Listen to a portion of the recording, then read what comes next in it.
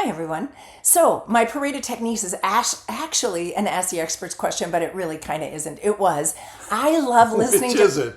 I love listening to podcasts. Okay. And I'm listening to Mondays with Mike and Mary. That's good. Thank you very much. Thank you very much. But what else should I be or could I be listening to? What do you like the most? And so here is the short list. And it is Hustle Humbly and Crushing It in Real Estate and Bigger Pockets.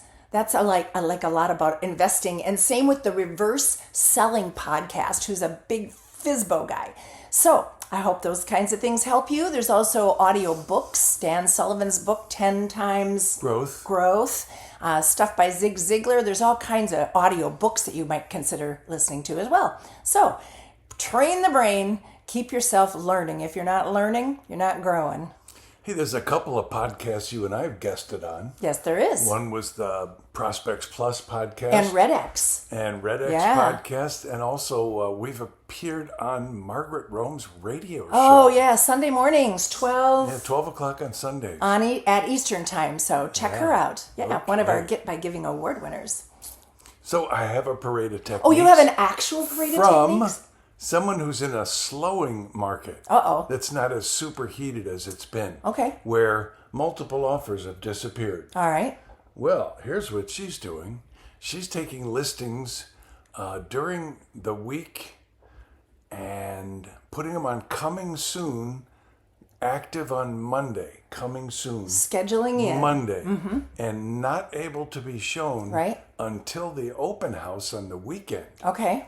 And every single one of her listings that she's done this with has sold above asking price or at asking price with multiple offers. She had 40 couples through an open house. Wow, that's fun. Yeah, coming soon for a whole week, no showings, ba-boom.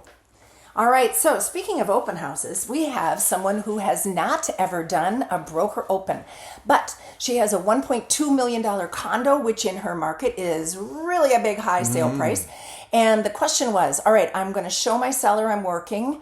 It's been on the market 60 days. I want to do a successful broker open. If you could give me one piece of advice, what would it be? So in random order, here are some of the suggestions. First of all, do a search for who has sold over $1 million properties recently, like maybe the last 6 months, and send a personal invitation, an engraved invitation to those folks, and then follow up with a drip campaign, a call, a reminder, a text, etc. Use your CRM, okay?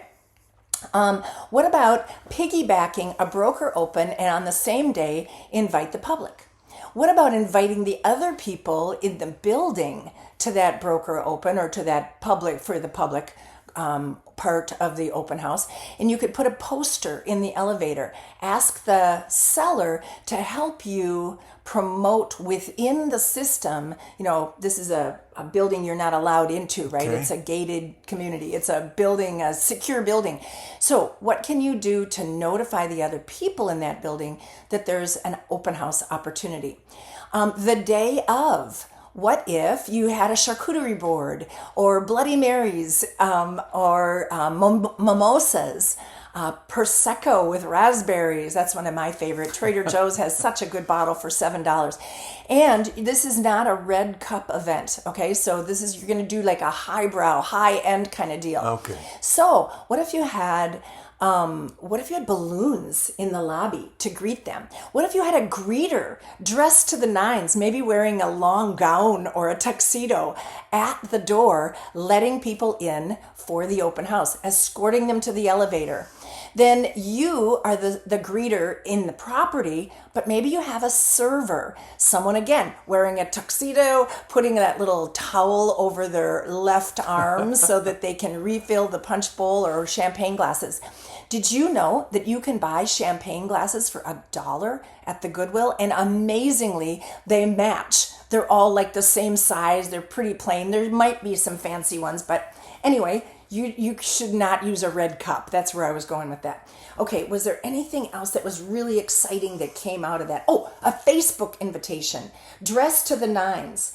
Do music, video texting, cater it, call the managers of nearby local offices and ask them to promote it at their sales meeting, if they have a sales meeting. Let's see. Feedback form. Oh yeah, a drawing, of course, a drawing.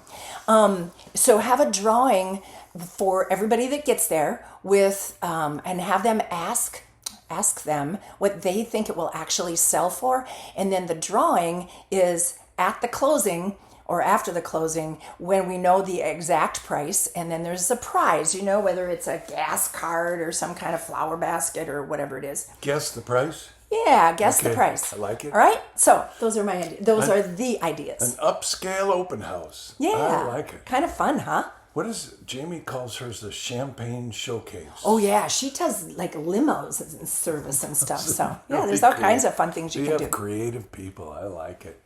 Okay, my Ask the Experts began this way. My number one goal is to protect my attitude. Okay.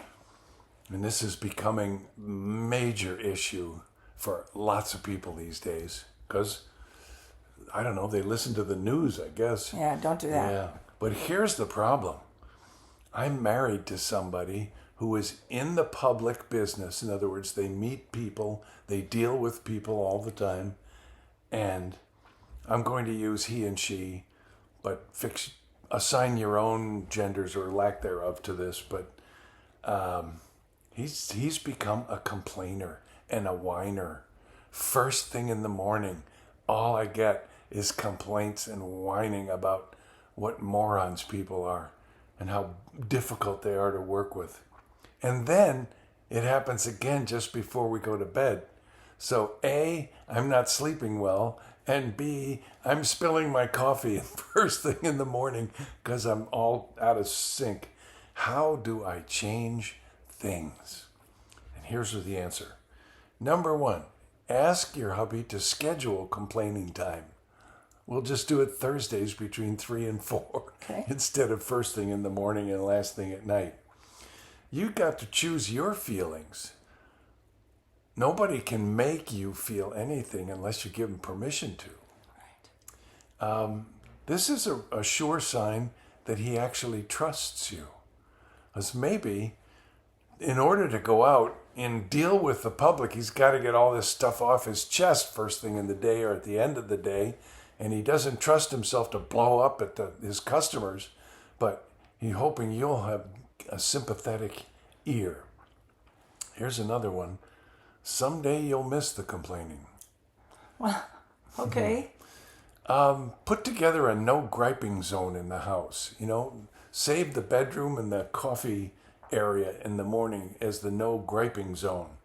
Hit the reset button and recenter yourself right after it, first thing in the day, so that you go into your morning routine and that helps you get centered again. Gratitude and prayer, man. Yeah. Remember that old phrase, do I want to be right or do I want peace? Maybe you do that. Thank you, Linda Wickman. Yeah. You got to shield yourself from this because the law of attraction does work.